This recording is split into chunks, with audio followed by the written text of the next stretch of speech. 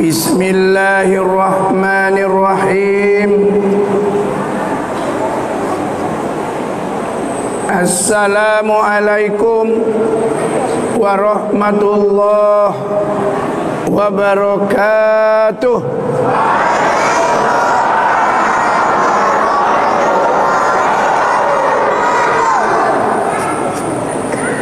Alhamdulillahi rabbil alamin. Wassalatu wassalamu ala asrafil anbiya'i wal mursalin wa ala alihi wa sahbihi rasulillahi ajmain, amma ba'd. Yang saya hormati dan yang saya muliakan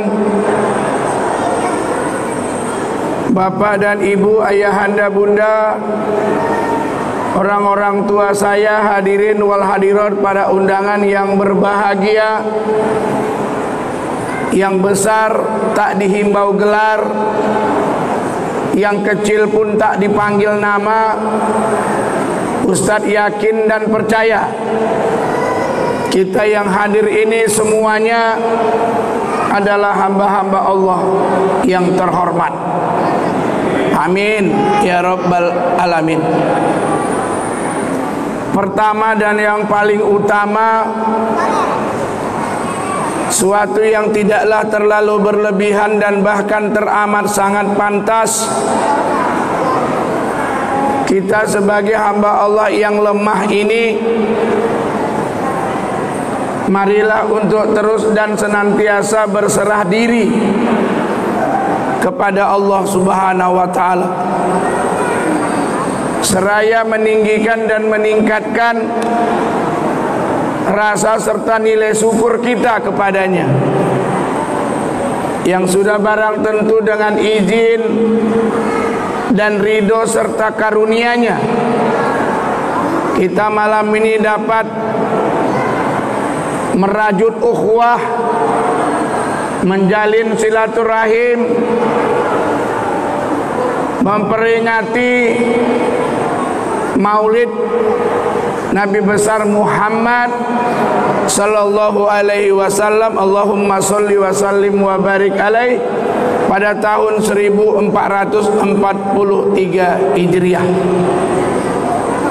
Selawat berangkaikan salam tak jemu-jemu pula mari kita sanjung tinggikan kekeribaan Nabi kita Muhammad sallallahu alaihi wasallam, juga kepada keluarga dan sahabat-sahabatnya sekalian, serta kepada seluruh umatnya yang setia hingga akhir zaman. Mudah-mudahan dengan kita umatnya yang banyak berselawat kepada beliau, kiranya nanti di yaumil akhir, hari yang tidak akan ada lagi pertolongan, perlindungan maupun naungan, kecuali pertolongan dan naungan Allah Subhanahu wa ta'ala. Mudah-mudahan kita akan termasuk orang-orang yang akan memperoleh dan mendapatkan syafaat daripadanya. Amin ya rabbal alamin. Memancar kegembiraan dari sudut-sudut jagat raya, gemuruh selawat berkumandang dengan berbagai bahasa dan dengan berbagai cara di saat akan lahirnya junjungan alam, kekasih Allah, khataman nabiyyin, julumati ilan nur, rahmatan lil alamin. Marhaban bika ya Muhammad,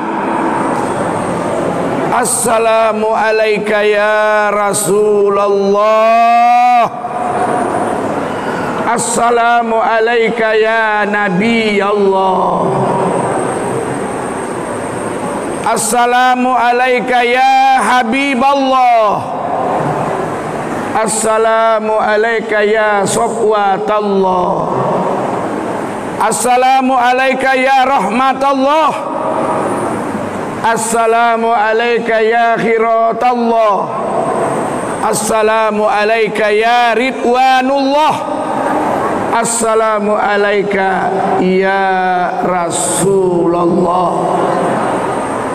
Wa ma arsalnaka illa rahmatan lil alamin. Tidaklah kami mengutus engkau wahai Muhammad kecuali untuk rahmat seru sekalian alam. Allahumma sholli ala sayyidina Muhammad wa ala ali sayyidina Muhammad. Tadi sama-sama kita sudah berselawat. Ya Nabi salam alaika, ya Rasul salam alaika, ya Habib salam. Salawatullah.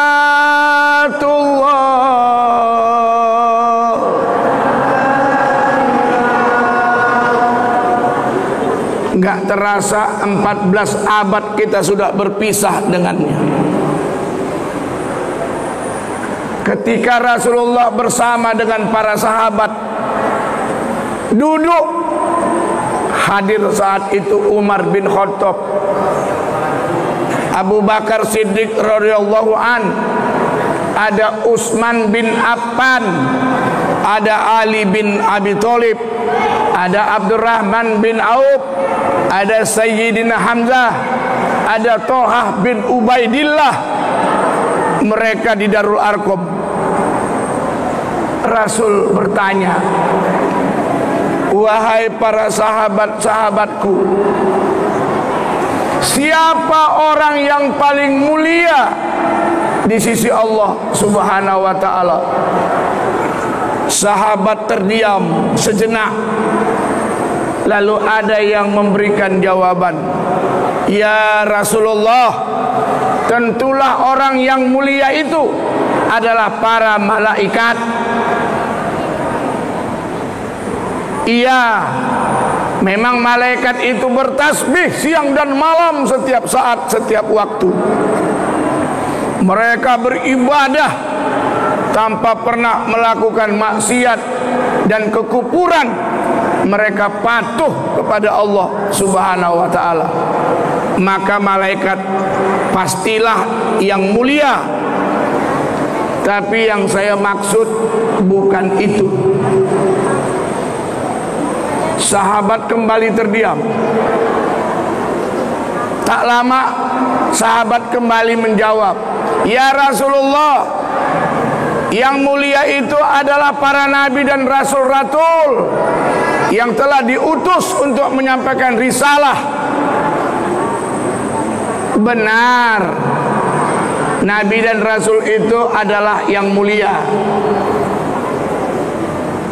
Nabi dan rasul itu maksum, terpelihara dari perbuatan maksiat dan dosa. Mereka diamanahkan Allah memberikan risalah, maka mereka pastilah yang mulia. Tapi bukan itu yang saya maksud. Kembali sahabat terdiam. Lalu ada sahabat yang menjawab, yang mulia itu adalah para sahabat-sahabat ya Rasulullah. Benar, sahabat itu mulia karena dia terus bertemu dan berjuang bersama saya. Tapi bukan itu yang saya maksud. Sahabat sangat terdiam. Lalu sahabat senior berucap, ya Rasulullah, orang yang mulia itu hanya Allah dan engkaulah yang mengetahuinya. Mendengar ucapan itu, Rasulullah menangis sejadi-jadinya. berurai air mata beliau, meleleh sampai ke pipi, janggutnya pun basah. Sahabat ikut menangis, menangis sejadi-jadinya. Lalu Rasulullah berucap, orang yang mulia itu adalah orang yang lahir setelah aku tiada.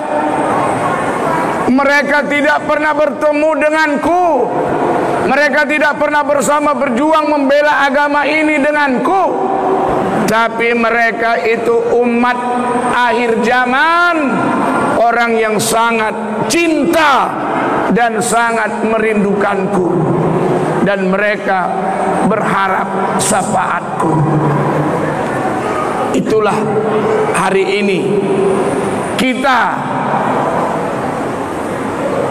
bagaimana bisa mempertahankan cinta dan rindu kita kepada Rasulullah Sallallahu Alaihi Wasallam. Kita beruntung menjadi umat Muhammad. Allah berfirman di dalam hadis qudsi, inni haramtul jannata sairil umam hatta tada'ula wa ummatuka.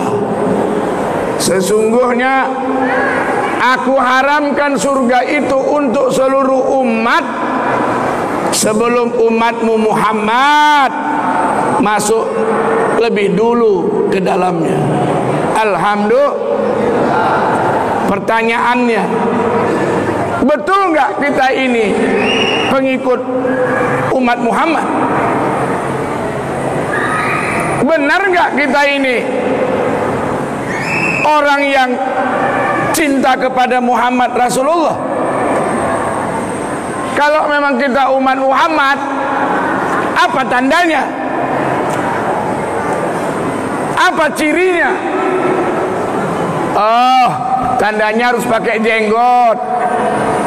Kalau itu yang kita kedepankan, yang ada nanti khilafiyah, yang ada misunderstanding, yang ada salah paham. Lalu apa ciri dan tanda umat Muhammad? Buka Al-Quran, surah Al-Fat ayat 29. Di sana Allah ceritakan, tadi sudah disampaikan oleh Ketua BKM, sejarah. Ada 5 tanda umat Muhammad. Apakah yang 5 tanda itu sudah ada kita punya? Yuk kita ikuti. Malam ini akan kita kupas tuntas. Pertama, surah Al-Fat ayat 29. Muhammadur Rasulullah. Muhammad itu adalah Rasul Allah. Walladzina ma'ahu asidda'u 'alal kuffar ruhama'u bainahum tarahum rukka'an sujjadan yabtaghuna fadlan minallah wa ridwana simahum fi ujuhihim min asaris sujud. 5 tanda. Pertama, asidda'u alal kuffar, tegas kepada orang kafir. Kita sudah punya prinsip lakum dinukum waliyadin. Allah udah ingatkan dalam Al-Quran, walan tardo angkal yahudu walan nasoro hatta tattabi'a millatahum. Orang Yahudi, orang Majusi, orang Nasrani tidak akan pernah senang kepadamu wahai umat Islam sebelum kalian ikut apa yang mereka perbuat. Hati-hati. Kita perlu punya prinsip tauhid, mengesahkan Allah, lam yalid walam yulad, ilahukum ilahu wahid. Islam kalau dilihat skemanya, Pak, yang pertama itu tauhid, yang keduanya fikih, yang ketiganya akhlak. Ini nggak boleh terpisah. Tauhidnya bagus, fikihnya hebat, tapi akhlaknya brengsek, minggir.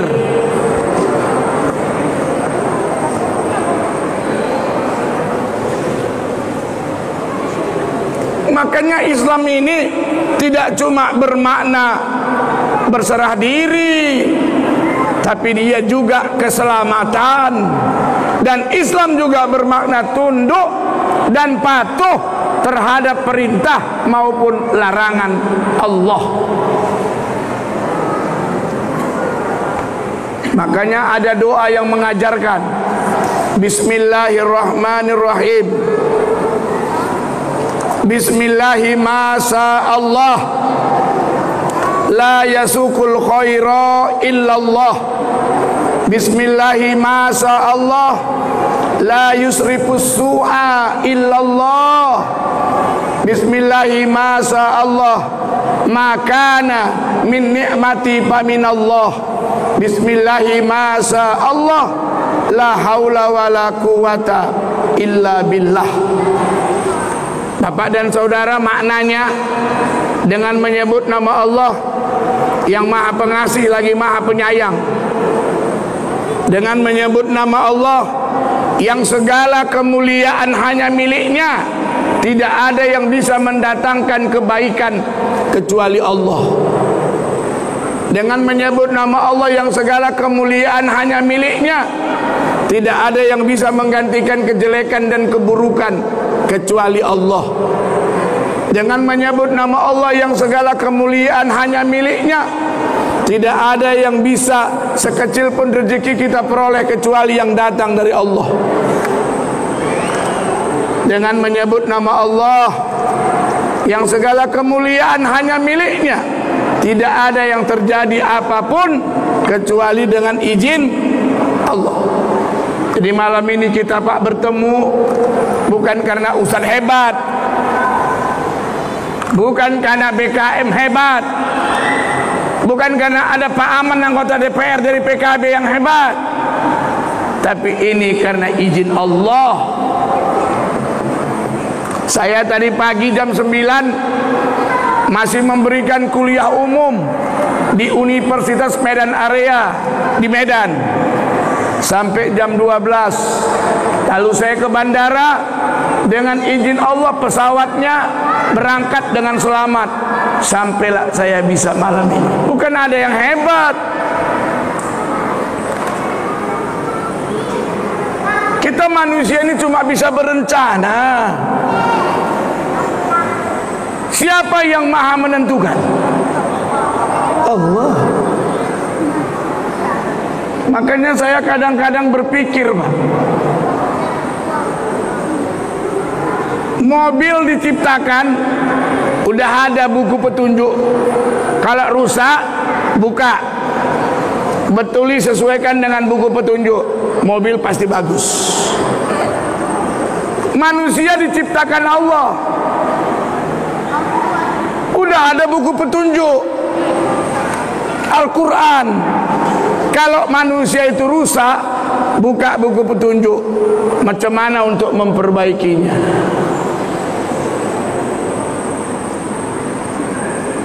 Kalau hari ini rakyat susah, buka petunjuk. Kenapa susah? Al-Quran mengingatkan di dalam surah Ar-Ra'd, "Lau anna ahlal qura amanu wattaqu la fatahna alaihim barakatim minas sama'i wal ardh." Andaikan penduduk negeri itu sudah beriman dan bertakwa kepada Allah, Allah turunkan keberkahan dari langit, Allah keluarkan keberkahan dari bumi. Apa yang kurang? Pertanyaannya, udah betul nggak kita rakyat ini beriman, bertakwa kepada Allah? Jangan kita cuma menyalahkan orang. Makanya temanya malam ini kesolehan sosial. Kalau cuma individu-individu perorangan ada yang baik, negeri ini nggak akan baik, Pak. Ada jamaah tabligh yang taat ibadah, nggak bisa menjamin negeri ini baik kalau yang lain lebih banyak yang maksiat.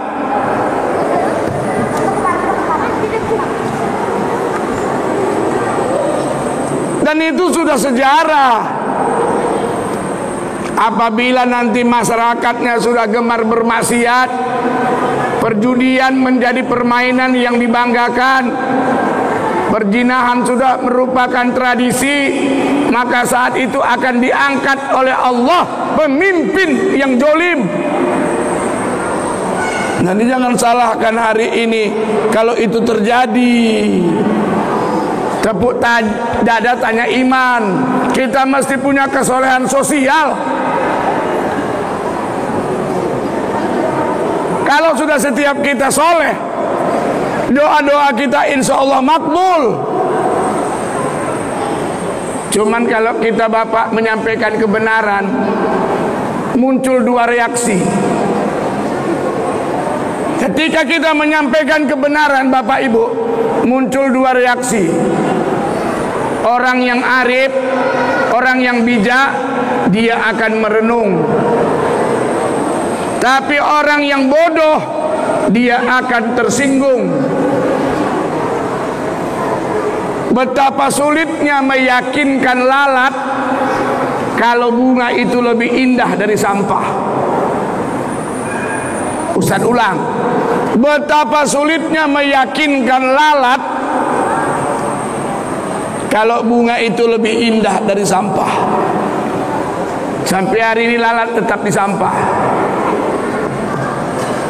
Kenapa kok hari ini umat Islam banyak kali berdebat?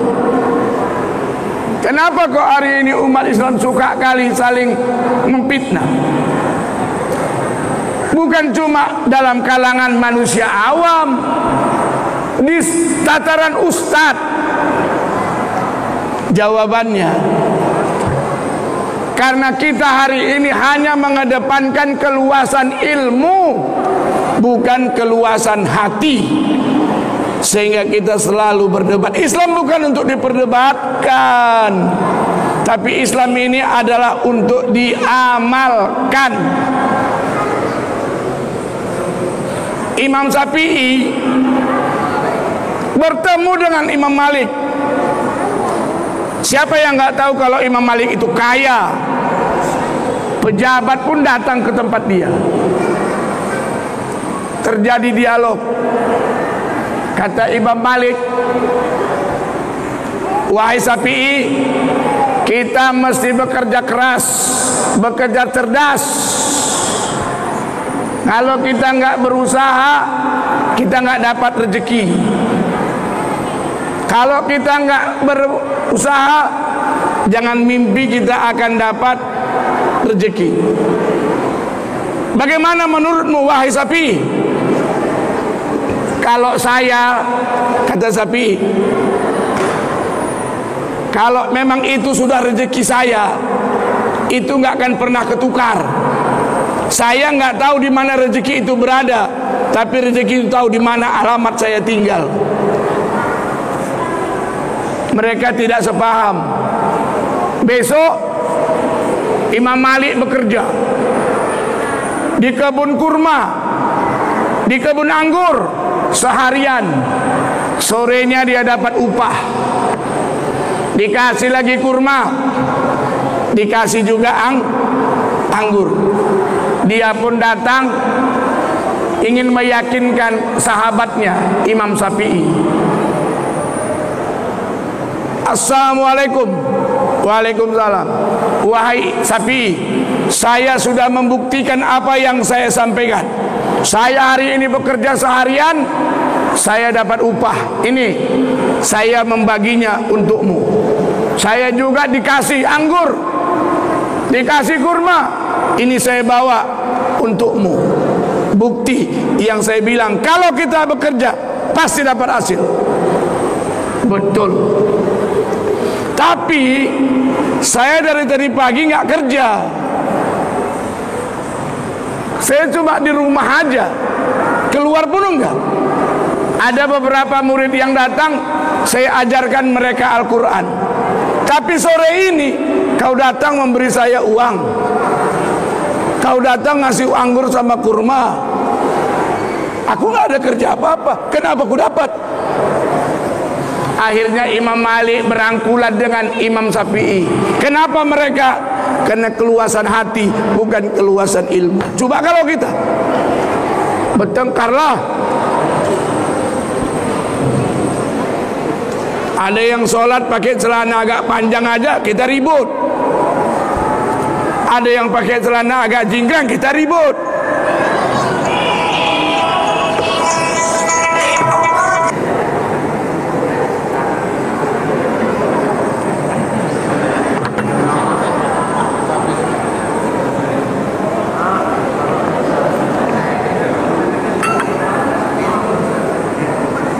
Nggak ada yang mesti diperdebatkan.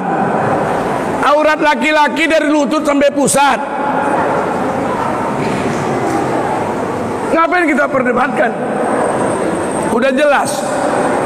Wanita auratnya yang boleh terlihat muka sama telapak tangan.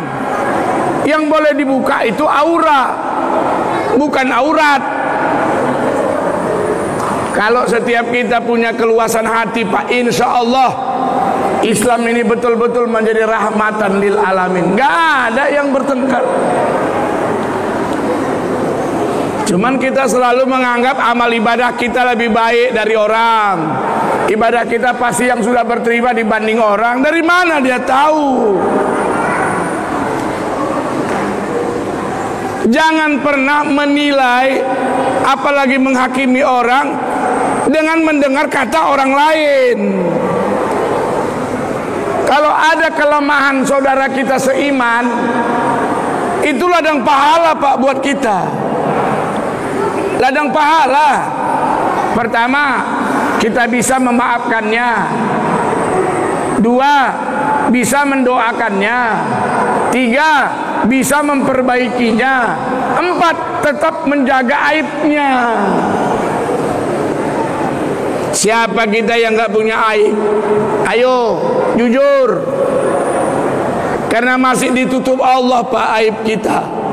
Makanya orang kadang masih mau dekat dan sayang sama kita. Kalau dibukakan aib kita ini, Pak, satu-satu, mungkin Bapak udah pergi gak mau dengar cakap saya. Apa kata Rasulullah? Beruntunglah manusia yang habis waktunya dia gunakan untuk mencari aib dan kekurangan dirinya, sampai dia sudah tidak punya lagi waktu mencari aib dan kesalahan orang. Kalaupun harus pecah, pecah di perut, jangan pernah pecah di mulut.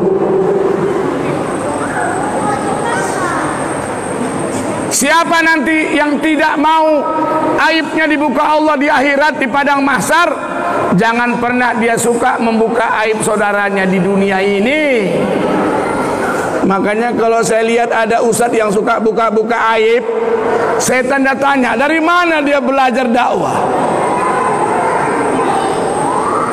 Kalau ada ustadz yang ceramah menjelek-jelekkan orang, dari mana dia meniru cara berdakwah dengan membuka aib orang? Rasulullah Shallallahu Alaihi Wasallam contoh suri teladan kita yang baik, nggak pernah di mimbar menjelekkan orang.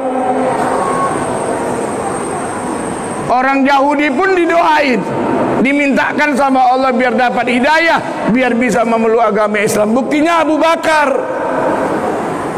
yang udah Islam, ada lagi Yang belum, Umar bin Khattab didoakan sama Rasul, akhirnya menjadi benteng dalam dakwah Islam. Sebentar Pak, kalau Allah membukakan hidayah, sebentar. Jangan pernah menghina masa lalu seseorang. Kita nggak pernah tahu bagaimana nanti masa depannya. Ustadz ulang, jangan suka menghina masa lalu seseorang, karena kita nggak pernah tahu bagaimana nanti masa depannya. Kalau Allah ingin merubah apa yang tak bisa, innama amruhu ija aroda say'an ayyakula lahu kun fayakun. Jadi Pak, kalau Allah bilang jadi. Cuman kadang-kadang kita mohon maaf, mohon ampun sama Allah, selalu mendahului apa yang belum ditakdirkan Allah. Begitu yang ditakdirkan sama kita nggak benar dengan pikiran kita, kita bilang orang zolim. Bahkan ada lagi yang berani berdoa mengancam Tuhan. Ya Allah, ya Tuhan, menangkan kami. Nanti kalau kami kalah, kami takut, kami khawatir siapa lagi yang akan menyembahmu.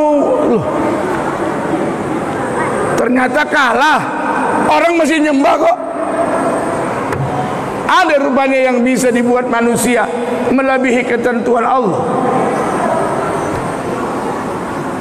Makanya kita perlu mengaji. Ini sekarang belajar agama lewat YouTube. Pelajaran agamanya belum habis, paketnya duluan habis. Jadi nggak tamat belajarnya.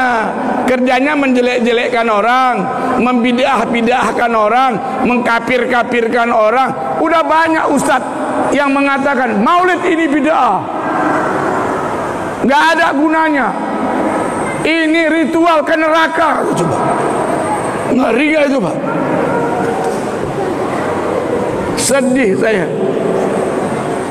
Hampir saya pasang bendera setengah tiang dalam kamar. Inilah di YouTube ini. Bid'ah tak pernah ada zaman Nabi. Dibuat peringatan, perayaan. Memang betul nggak ada. Ini kan abad ke-7. Maulid ini baru mulai ada di Irak. Tapi apa yang bisa kita tangkap maknanya? Pertama, dengan kita memperingati ini akan terjalin ukhuwah. Yang tadinya belum kenal menjadi kenal, yang udah kenal menjadi teman, yang sudah berteman jadi sahabat, yang udah bersahabat jadi keluarga. Orang yang bersilaturahim itu bukan tanggung kekuatannya Pak. Makanya jaga baik-baik, pererat silaturahim. Izinkan saya 1 menit bicara. Ketika Allah menciptakan langit dan bumi, awalnya goyang segoyang-goyangnya. Lalu Allah ciptakan gunung sebagai pasak dan tiangnya. Yang tadi dunia goyang menjadi tenang. Malaikat terkagum-kagum. Duhai Allah, hebat betul yang baru kau ciptakan ini. Yang tadi dunia goyang sekarang sudah tenang. Apa nama makhlukmu ini ya Allah? Inilah makhlukku yang bernama gunung. Ada lagi yang lebih kuat dari gunung? Ada. Siapa dia itu ya Allah? Itulah hambaku yang bernama besi. Karena macam mana pun gunung, kalau disekop pakai besi lambat laun rata. Tengok sekarang di Mekah, gunung-gunung besar sudah rata, dibangun hotel-hotel berbintang. Ada lagi makhlukmu ya Allah yang lebih kuat dari besi? Ada. Siapa dia? Itulah makhlukku yang bernama api. Karena macam mana pun besarnya besi, kalau dibakar sama api lebur, binasa. Ada lagi makhlukku yang lebih hebat dari api? Ada. Itulah makhlukku yang bernama air. Kalau ada api dituangkan air dari laut, dari samudra, lepas, padam. Ada lagi makhlukmu ya Rob yang lebih hebat dari air? Ada. Itulah makhlukku yang bernama angin. Lihatlah laut yang lepas, dimainkan angin menjadi ombak dan gelombang. Ada lagi makhlukmu yang lebih hebat daripada angin? Ada. Siapa dia ya Rob? Itulah hambaku yang tetap mau bersilaturahmi.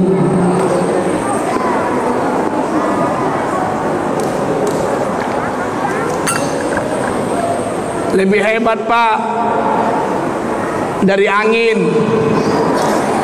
hebat dari air, hebat dari api, hebat dari besi, bahkan dari gunung. Orang yang mau bersilaturahmi. Makanya harapan Pak Najar tadi sudah betul. Ukhuwah. Ini belakangan gara-gara beda pilihan, rusak ukhuwah di masjid. Gara-gara hal-hal yang sepele, hal-hal yang kecil, udah nggak teguran. Memilukan dan memalukan kalau umat Islam hari ini hanya dengan beda pilihan lalu rusak ukhuwah. Kita al-mu'minuna ikhwah. Umat Islam itu bersaudara. Wa ta'awanu 'alal birri wat taqwa wa la ta'awanu 'alal ismi wal udwan. Bertolong-tolonganlah kalian dalam kebajikan dan takwa. Jangan kalian bantu-membantu, tolong-menolong dalam berbuat maksiat dan dosa. Makanya contoh suri tauladan kita yang baik adalah Muhammad. Cirinya, pengikutnya, pertama, tegas kepada orang kafir. Yang kedua, ruhama'u bainahum. Sesama seiman, sesama muslim harus saling berkasih sayang. Bahkan Rasulullah mengumpamakan umatku itu harus seperti lebah. Ini pada surah An-Nahl jelas. Lebah nggak pernah salah makan. Lebah tetap yang dimakannya saripati bunga. Artinya umat Islam perutnya mesti selektif.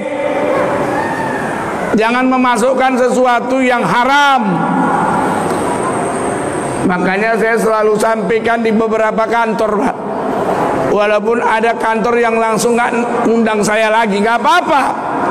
Tapi kebenaran harus saya sampaikan. Al-haqqu min rabbikum. Tolong dibuat di kantor 4 sehat, 5 sempurna, 6 halal, 7 toyiban. Itu baru lengkap, Pak. Kalau 4 sehat, 5 sempurna, untuk apa anak dikasih minum susu, makan daging kalau hasil korupsi? Untuk apa kita bangun rumah besar, tempat keluarga tinggal, kalau hasil manipulasi? Untuk apa kita banyak uang, punya mobil mewah, kalau diambil dengan cara menjolimi, merampas hak orang lain? Apa tadi, Bu? 4 sehat, 5 sempurna, 6 halal, 7 toyiban. Insya Allah kita akan punya generasi yang soleh. Tapi kalau kita besarkan anak dari hal-hal yang subahat, dari hal-hal uang-uang yang haram yang tak diridhoi Allah, percayalah, sulit untuk kita ajak anak kita itu untuk taat sama Allah. Karena makanan yang kita makan yang haram melahirkan energi. Kalau yang masuk haram, energinya juga haram. Cuma nanti kalau kita bilang Jangankan yang haram, yang halal Ustaz, yang haram pun payah dapat. Udah susah juga kita jawabnya. Inna a'toina kal kausar. Sesungguhnya kami telah memberikan kepadamu rezeki yang besar. Masa nggak yakin? Fabi ayyi ala'i rabbikuma tukadziban. Nikmat kami yang mana lagi yang akan kalian dustakan? 31 kali diulang terus. Wa in ta'uddu nikmatallah la tuhsuha. Kalau kau ingin menghitung, mengira nikmat yang Allah beri, pasti tak sanggup.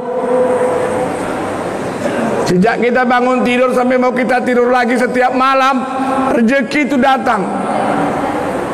Kalau kita syukuri, ditambah. La in sakartum la ajidannakum wa la in kafartum inna azabi lasadid. Kalau kita bersyukur, pasti bahagia. Jangan nunggu bahagia baru bersyukur.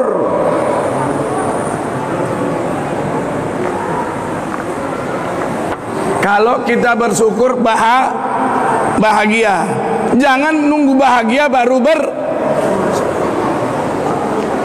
Kalau kita tak bisa memiliki apa yang kita sukai, berusahalah menyukai apa yang sudah kita miliki, biar hati kita itu bersyukur. Ustaz ulang. Kalau kita belum bisa memiliki apa yang kita sukai, berusahalah untuk menyukai apa yang sudah kita miliki.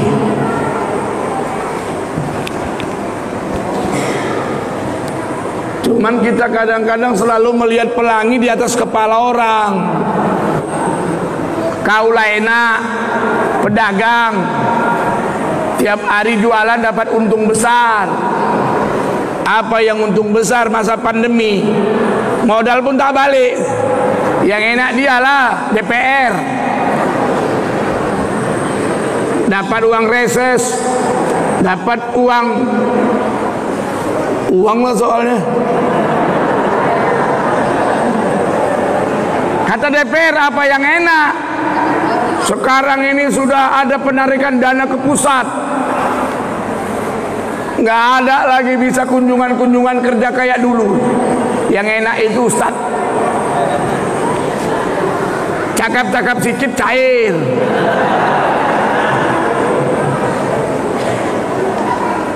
Kata Ustaz, apa yang enak? 2 tahun corona, harus social distancing, nggak ada yang undang. Yang enak itu dokter spesialis. Awak bawa bini awak masuk ke biliknya, awak disuruh keluar lakinya, ditengok, dipijit.